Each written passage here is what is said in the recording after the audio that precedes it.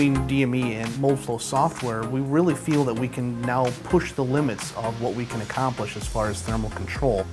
DME has been in the industry for over 75 years, working with the plastic injection industry, making mold bases and mold components as a supplier. And most companies are out for trying to reduce their cycle times, reducing the cost for manufacturing these components, all at the same time trying to produce a better product than their competitor.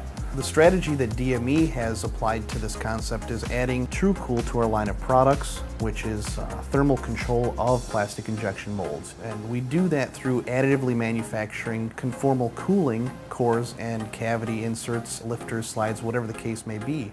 We'll run analysis on the mold as it exists today to find out those areas that are driving up your cycle time or increasing warpage, part stress, stuff like that. And we'll use the Moldflow software to run these analyses to find these areas. We'll then design a conformal cooling insert that'll go in place of those areas that are driving up the cycle time, run a comparative analysis, and then we will provide a solution through these conformal cooling inserts to the customer, who will then place them in their mold, which gives them much greater thermal control, increasing their output of their tool, reducing part stress, and all at a lower overall cost. So as an example, this was a cup and lid set for to-go containers for soup. The problem with this was they wanted to go from 125 million shots per year up to 175 million per year. So the first thing anybody wants to do when they want to increase their capacity is shorten the cycle if they can. The problem with this is the bottom of the bowl was warping severely, so they couldn't shorten their cycle. They were pretty much already at their minimum capacity. So what we did was we ran analysis on their existing water configuration. We implemented conformal cooling channels inside this dome here, and then what we were able to do was reduce their cycle by almost 25% by reducing their cooling portion. The cost to convert two tools over to conformal cooling was less than half the price than it would have been to add one new tool to their capacity. Not to mention the extra floor space they would have required, the man hours and things like that. Another brief example we could talk about is relating to warpage. For instance, we've got here a syringe barrel that was warping in the center, causing fatigue when the people were using the plunger. They had to increase the cycle time because of this warpage.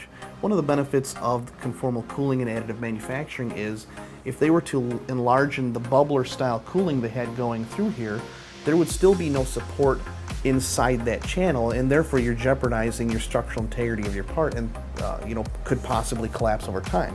An additive manufactured insert is all one piece of metal, so as a helix style baffles inside there, not only does it divert the water in a helix style, it's also one piece, so it adds structural integrity. We were able to put a larger volume of water through there, move it at a faster rate, reducing the heat effect, ultimately reducing the cycle time, not only back down to their original cycle while producing a warpage-free part, we were able to reduce it 30% beyond that while still producing a warpage-free part. Before we were using Moldflow, when we first launched TrueCool, we did all of our analysis outsourced. When you use an outside source, you're not really getting to look at what the results are telling you. Now we can. It definitely saves us some money in the short run and the long run.